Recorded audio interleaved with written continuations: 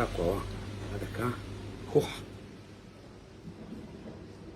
Buongiorno, oggi facciamo un grande spaghetto con ricci, voglio 150 grammi di spaghetti, 6 ricci, olio, quanto basta, sale e aglio. Amuci. Passaggio, spalmiamo i nostri ricci, vedete? Bello cucciara, dato riccio, tutta mai tanto bello passaggio, vedete quanta polpa è uscita. Tagliamo l'acqua e buttiamo la pasta cacciata. Olio e aglio, vedete bello biondo fuori, vediamo l'aglio facciamolo solo a poco però, se no prende troppo sapore, poi l'alziamo, uno e una, due, e poi caliamo la pasta dentro e a finitura mettiamo uriccia cruda. Alziamo gli spaghetti belli ardenti, vedete?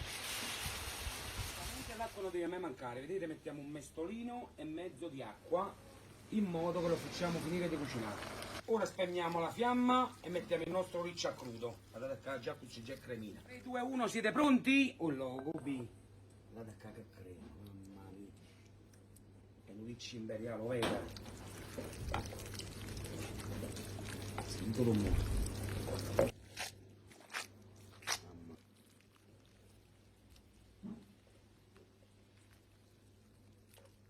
Ma io produsino sempre a cascata, tacino, guardate qua. A cascata proprio.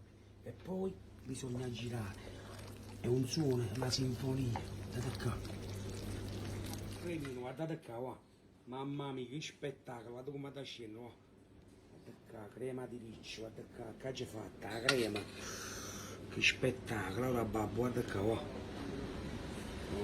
Bello, un momento di provare, però in 3 modi diversi.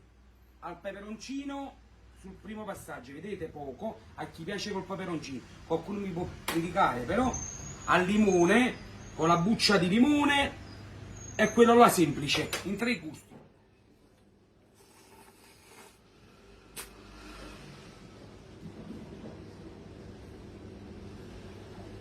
Mamma mia. Ci sono pure squisito, voglio un bacio, ci vediamo alla prossima puntata.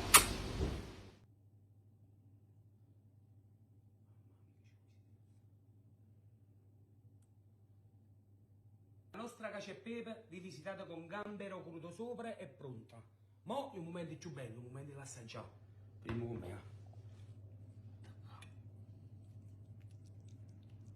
Ora babbo, sento un rumore, senti. Mamma mia che spettacolo.